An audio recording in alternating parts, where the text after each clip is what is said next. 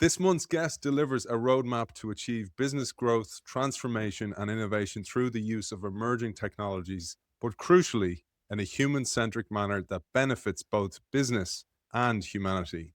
Drawing on her experience working with organizations like Google, Yale, and the United Nations, she offers a unique blend of strategic guidance, ethical considerations, and practical application to help organizations not just survive, but thrive through bold and empathetic leadership. Author of 6 books, but today's focus is her latest, What Matters Next, a leader's guide to making human friendly tech decisions in a world that's moving too fast. Kate O'Neill, welcome to Inside Learning. Thank you so much, Aidan. Thanks for having me. It's great to have you, and I'm absolutely intrigued by your background, your depth of experience, and your range of experience, including those 6 books I mentioned. Let's share a little bit about that to our audience. Oh, well, thank you. It's been about, 30 years of practitioner experience that led to, well, not all those years of practitioner experience, before 10 years of professional speaking, advising, authoring, and that sort of thing. Prior to that, I was in practice with Toshiba and Netflix and Hospital Corporation of America and these very large organizations, but also very small startups. And so getting this very interesting range of the size and scale of an organization, the different types of focus of the organization, the different cultures within an organization, different industries, verticals. And it's been really, really fun throughout my career to be the pattern recognition specialist, be the person who's thinking about, what does it take from that learning over here to apply to get the kind of results that we need over in this space? And how do we do that in a way that respects the people all throughout the organization and on the other side of the transaction? Before we get into the book, let's just share a little bit more about that because I really see that as a huge benefit for people in the future when you have breadth of skill set rather than what we've been really trained for, which is having this real strategic depth, like go Yeah. after something, become an expert. But the view you mentioned there, like pattern recognition or sense Yeah. making, and that only comes from the kind of breadth that you have. Yeah, I think there's something about, people use the term T-shaped, right? Like, I think that's fair. You could be broad and have one particular sort of focus area, or you could think about it as like comb shaped in a sense, right? You've got the across the top sort of breadth and then lots of different depths that you go through. But I actually think that the real value comes more from like mesh shaped in a sense where you're allowing yourself to become broad in multiple layered ways and explore the depths of different kinds of things. So when you do that, you're able to kind of form these really interesting, intricate layers of understanding that you can carry with you into different spaces. And I think that is an incredible asset, especially in a time when we're trying to figure out, what is a human advantage in an era where AI can do so much so fast and seem so fluent and all of that. I think the thing that we really bring so much of the time is showing up in a curious way, in a way that respects the human experience, in a way that has empathy and contextual awareness, and can kind of think about not pattern recognition in terms of data because computers can do that so well, but pattern recognition in terms of context and empathy and experience and what does this feel like for people. So I think, kind of building that bridge and being the person who shows up going like, all right, tell me about what the user experience is like. Tell me what the customer experience is like, the patient experience, the learner experience. That really is an incredible advantage no matter what these days. And it's one of the huge benefits, as you know, from writing, where you can go deep on a subject and then connect the dots between the other subjects that you've done previously. And I think that's one of the things I see, certainly with people with the range that you have, that in the past that was kind of seen, how could she possibly know so much about this? She's not an expert. And Yeah. actually, as you said, that kind of mesh is an advantage now. And for many of our audience who work in learning, instilling that into students of the future or students of the present or even people relearning at the moment is so important. I'd love you to share your thoughts on that. Yeah, I think it's really important. We spent so many years talking about upskilling and reskilling, and that those are really important concepts today. I've been talking more and more these last few years about what I call minimum viable skilling, which is I've been calling that skill prompt skilling. So the skill of prompting generative AI. One of the things that I think is really key about prompting is that you're allowing yourself to articulate the success conditions of what it is you're trying to achieve, right? You're saying, I would like for this project to yield these kinds of results. I do not want to see these kinds of conditions. I don't want it to do this. I do want it to do this. And you're being very clear and explicit and communicative about what it is you're trying to achieve. And I think the key there is you would be doing the exact same thing if you were delegating that to a person, right? To a human being. And it's allowing you to get very crisp and articulate and in your head about, the visualization of what success looks like for something. And that is an incredible skill no matter what. So I think it's a really good way for any organization of any kind to think about future readiness is to be thinking about training and learning as being about how do we instill the kind of skills that are broadly applicable across emerging technologies because all of the new agentic tools also rely on prompting. And so how do we, kind of get that basic modality in place that also happens to, kind of foster these great human to human communication skills and delegation skills that kind of prepare you for management, that prepare you for leadership and so on. So these are the kinds of things that I think that, today's learning officers and HR people should be thinking about is how do we kind of get the most for the work that we're doing to bring people along to a more future ready state. One of the things I thought about reading your book was the importance of decision making, and it reminded me actually because of your background in Netflix, the brilliant series Ozark.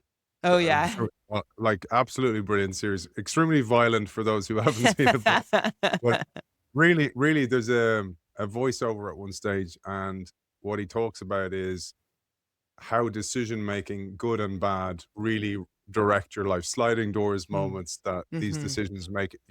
And when I think about that in the context of what you said there about learning, about the world in a state of flux, which it always has been, but it seems a bit faster than ever before, Mhm. Mhm. that decision making becomes absolutely key. And a brilliant lady we spoke to before on the show is Ellen Langer, who was the first psychologist in Harvard Business School.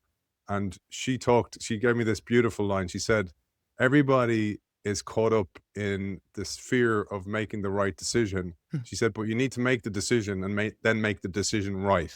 So Yeah. the reason I say that is like not making a decision is still a decision. And what I love about your book is you give us a schema or a framework to make better decisions, and you talk about the harms of action and Mhm. inaction. And I'd love to Yeah. start there because it's a great place to start with the book.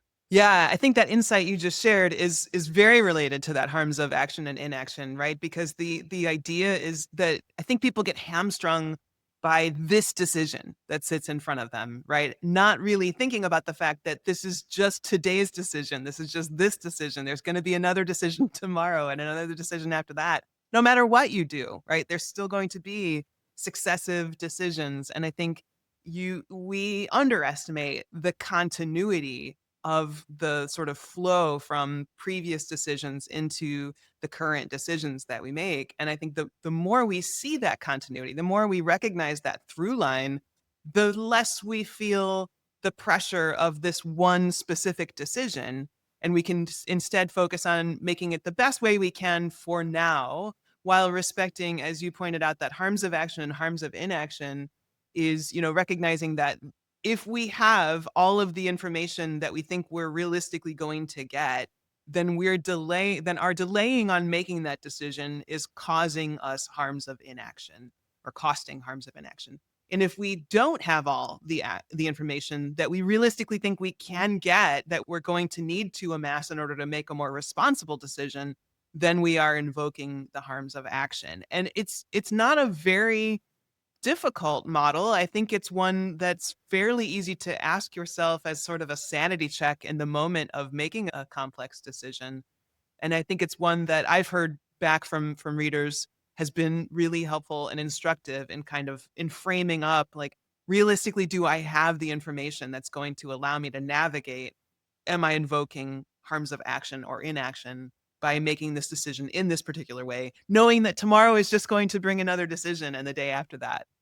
And that comfort with decision making is something that I really got from the book. But I loved what you talked about. You talked about a way to make better strategic decisions, whether personally or for an organization, is moving from questions. And everybody says, oh, no, you're better off the better question, the most beautiful question. And you kind of go, yeah, but move from questions to insights. And then to this term I love, bankable foresights. I'm so glad you love that term. It's my favorite realization that I was able to put together for this book is, yeah, it was like a gift to the world. I felt like this process of moving from questions to insights is also no small thing, because I think one of the things I realized over the course of the years putting this together was that we have the wrong idea about how we learn. We think we learn by asking questions and getting answers, and voila, like we're done, right? But actually, what I point out is that when we ask questions, what we get are partial answers. And in fact, lots and lots of partial answers. In fact, everybody I ever asked this question,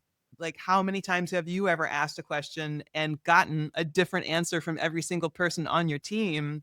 Everyone pretty much raises their hand to that question because it's a universal phenomenon. We all know that that's true. There's the sort of metaphor of being on multiple sides of the elephant, right? We're all seeing these problems in different ways depending on what we've been tasked to do, what our priorities are, what our values are, like what our skills are.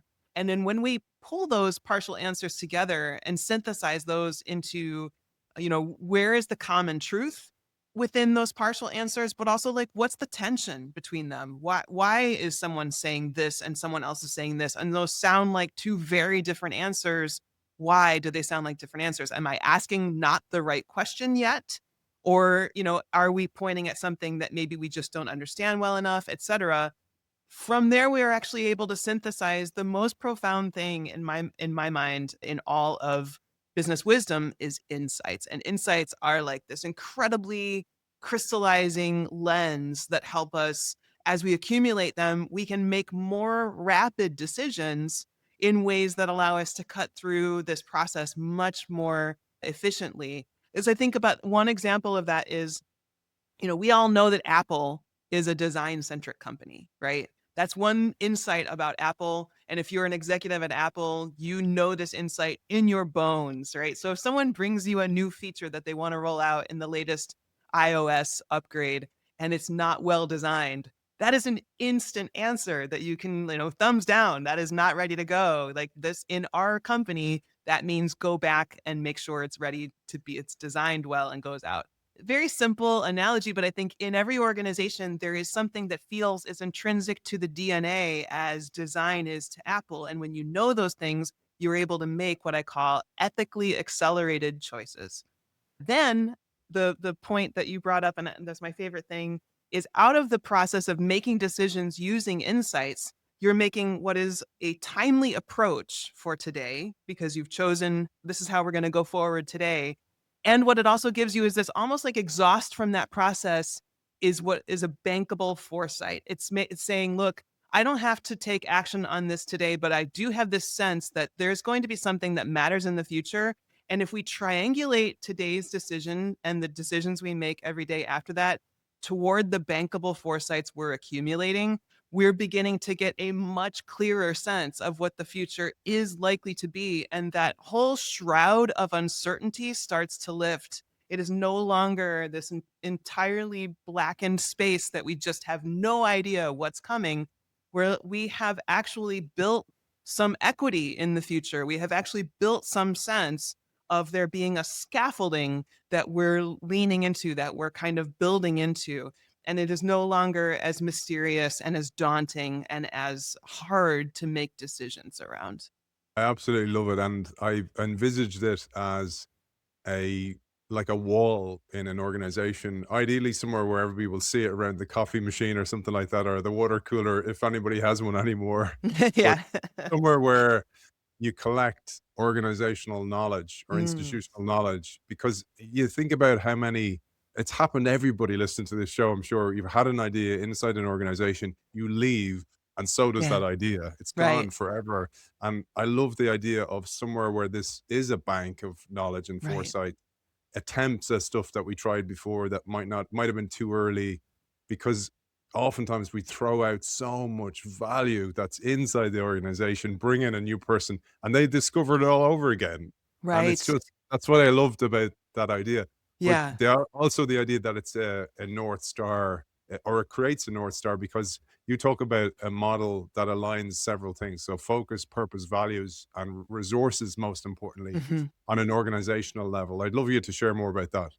Yeah, so I think one of the things that the bankable foresights and what you're describing about that shared sort of common knowledge does for you is that it allows you to cut through the decision making of one of the things I talk about is this idea of the preferred future and the probable future. Well, first of all, I should back up and say one of the reframes that I'll offer anyone listening is I think that we should get in the habit of talking about future in a plural sense, so futures plural as opposed to future. And when we do that, what we recognize is that there is not one sort of deterministic line that we're all following and we're just kind of marching toward, this inevitability. We're shaping it every single day, and what we shape has this kind of open aperture, sort of conical sort of visualization in my mind. Like that's how I think about it on the now next continuum, where I have that drawn almost like a bow tie, right? And you sort of open up toward these incredibly cascading futures. And what happens is when you think about out of any given decision, out of any given problem that faces the organization, you want to ask, what is the most likely out of the scenarios that could happen? What is the most likely scenario to happen, right? Like if we're intellectually honest and truly objective, the thing that's most likely to happen is, increasing regulation around healthcare, or we're going to see a decrease in the amount of people registered in higher education, or whatever it might be. We have that. And then what we have is our most preferred outcome, what we would most like to see happen, because it aligns with what we believe matters the most in how we show up in the world and what we're trying to offer with true value into the world. And that incredibly shapes our next actions, because now we know that all we really have to do is move the most likely outcome toward most preferred outcome. Every single day, every single decision we make, all the resources we're aligned, all the focus, all the purpose, all of everything we're trying to do, every single decision that we face, we're thinking, what is the action I would most need to take, or the decision I would most need to make that would steer the inevitability toward what I most would like to see happen. And that's so crystallizing, I think, for so many leaders faced with the complexity and the uncertainty and the changing values and changing priorities inside of their organization or industry. That is all that it really boils down to. And it's a very easy lens to apply, I think, every single day. I love it, and I actually love it on a personal level as well. I kind of when I read about this part, I felt about the bow tie, and it's like all these possible futures exist. It's kind of like quantum physics in a Yeah. way, Yeah. where the way you focus, you will bring it into you bring it into reality. And I have this concept in my head that your vision is, or your even your articulating your goals is like shooting a harpoon into the future, and then Mhm. actually bring it into reality is the harpoon part where you pull it back again. So you Yeah. pull it into reality. And That's well that said.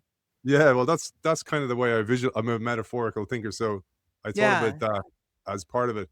But the real important part of the book, and we have to talk about this, is I love the fact that you always put the human at the center of this. So we're at this point where the technology on the planet has never been so good. We're at the Yeah. verge of quantum computing with AI. So, Right. and I don't think that people understand. You mention it, the jumps. So what are we at? 16 jumps of doublings of technological power, more probably. And now AI is getting better at a rate that we just can't even comprehend. And we don't know what it'll be like in a year or two, 3 years if we can power it, Yeah. if we have the Yeah. power.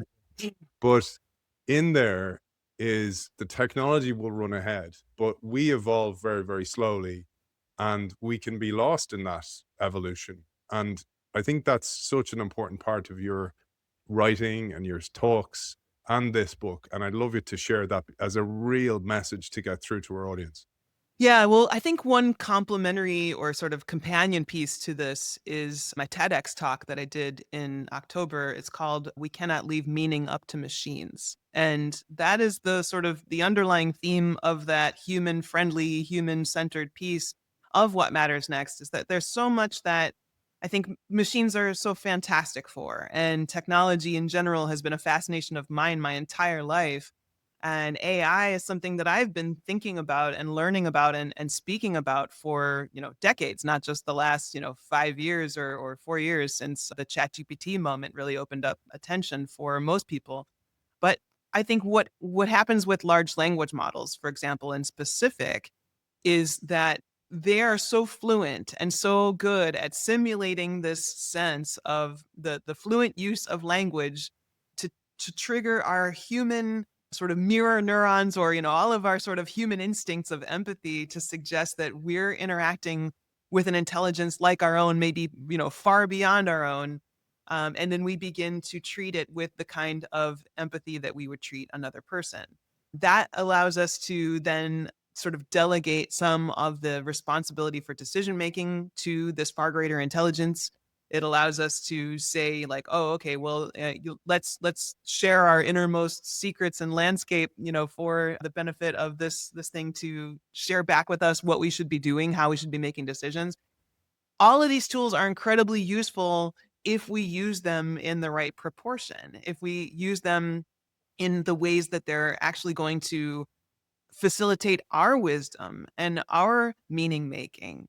But we are the meaning makers. Meaning is of a function of human consciousness. It is a function of being a being in a body with senses, and making meaning out of the senses that we the data we gather through our senses in our bodies, and then having language kind of connected with those experiences. All of those components are a necessary part of the way humans make meaning. Now, I have said many times, like, machines, AI, like, may make its own meaning at some point in the future, or may already be sort of making some sort of primitive meaning on an AI level, but it will not be the same kind of meaning that humans make.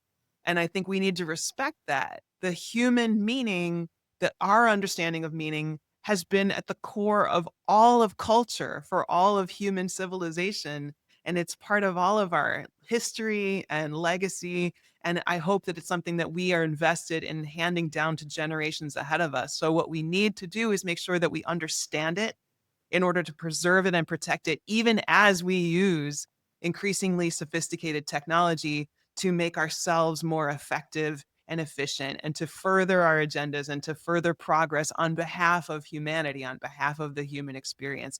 Those are two trains that sort of run in parallel, and we are not riding the exact same train, but we need to be very conscious of what it is that drives human experience and what it is that furthers technological progress. And they are aligned, but not necessarily the same. So I think those are worthwhile thought exercises for people to spend some time with. Absolutely beautiful. I have loads more questions, but I actually loved what you just said, and it's a lovely message to land the ship on. For people who want to find out, and the name Kate O'Neill, firstly, Irish background. A little bit. Yeah. But apart from the name, and is where people can find you, find out about your more work. You do workshops and keynotes all over the world. Where's the best place, Kate?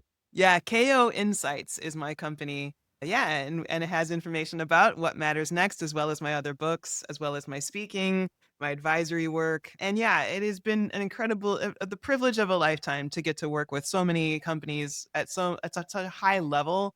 But I also really enjoy just the fact that people of all kinds, people across every organization in every role, are really struggling to understand how to bring themselves to this moment. And I feel that I'm hearing from people that they're getting a lot of value out of reading this book as well. So I really hope that that's true for folks. Please feel free to reach out to me on LinkedIn or wherever you find me. I'd love to hear what resonates with you about it. So thank you, Aidan, again for having me on the show. I appreciate that.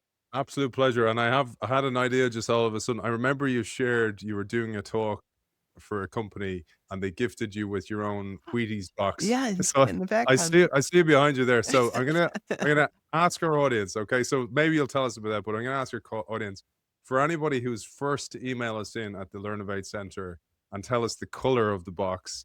I have a copy of Kate's book, What Matters Next, for you. Okay, so that's the competition. Maybe you'll tell us it was such a cool gift from the Yeah, client. it really was. Thank you, General Mills, for that. Every once in a while as a speaker, you get this lovely speaker gift, and it's just like, well, you already paid me, but you're giving me a gift too, and it is so generous and kind for an organization to think that way. But yes, this is a life making gift right here. So I'm very very Brilliant. happy with that. Ab Absolutely brilliant. Author Thank of What you, Matters Next, Kate O'Neill, thank you for joining us. thank you, Aiden.